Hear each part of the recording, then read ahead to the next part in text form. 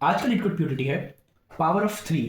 इसमें हमको एक नंबर गिवन है n और हमको बताना है कि क्या वो एक पावर ऑफ 3 है या फिर नहीं। जैसे 6 एक पावर ऑफ 3 नहीं है, पर 3 और 9 पावर्स ऑफ 3 हैं।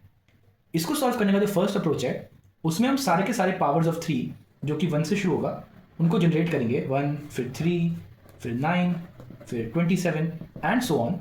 और अगर हम कभी भी इस n तक पहुंच जाते हैं दैट मीन्स कि n पावर ऑफ 3 है, पर अगर हम इनको एक्सीड कर जाते हैं जैसे हम 6 के केस में कर गए तो 6 एक पावर ऑफ 3 नहीं है।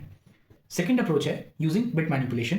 तो यहाँ पर मैंने सारे पावर्स ऑफ 3 को उनके बेस 3 के फॉर्म में लिखा है और हम ये देख सकते हैं कि सारे के सारे बेस 3 फॉर्म्स में सिर्फ एक ही डिजिट है जो कि 1 है और बाकी सारे डिजिट्स 0 है। तो अगर मैं अपने n को बेस 3 फॉर्म में चेंज कर लूँ और उस फॉर्म में कोई भी 2 या फिर मोर देन 1 डिजिट्स हैं दैट मीन्स वो एक पावर ऑफ 3 नहीं है, पर अगर ऐसा नहीं है तो वो एक पावर ऑफ 3 है।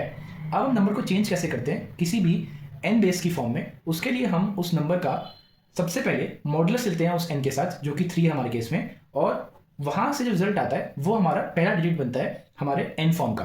अब उसके बाद हम उस नंबर को n से डिवाइड करते हैं जो कि हमारे केस में 3 है, और फिर से इसको रिपीट करते हैं जब तक हमारा नंबर ग्रेटर देन 0 है। तो अगर मैं एग्जांपल लूँ 8 का, तो 8 मॉड 3 होता है 2, तो जो पहला डिजिट होगा 8 के बेस 3 फॉर्म का वो होगा 2।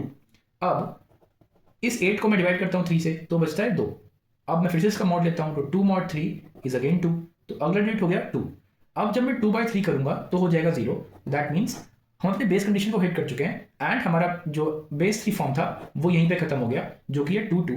और आप अगर इसको देखोगे तो 2 2 में एटलीस्ट एक तो 2 है, that means 8 is not a power of 3। C++ solution में मैंने सबसे पहले बेस कंडीशन को चेक किया है, उसके बाद वाइल लूप के अंदर मैं पहले उसकी डिजिट निकाल रहा हूँ विच इज n mod 3, और फिर अगर वो डिजिट 1 है तो मैं काउंट 1 को इंक्रीज कर रहा हूँ, और अगर ये काउंट 1 की वैल्यू ग्रेटर देन 1 है तो मैं फॉल्स को रिटर्न कर रहा हूँ, और अगर वो डिजिट 2 थी तो भी मैं फॉल्स रिटर्न कर रहा हूँ, और उसके बाद में मैं n को 3 से डिवाइड कर रहा हूँ।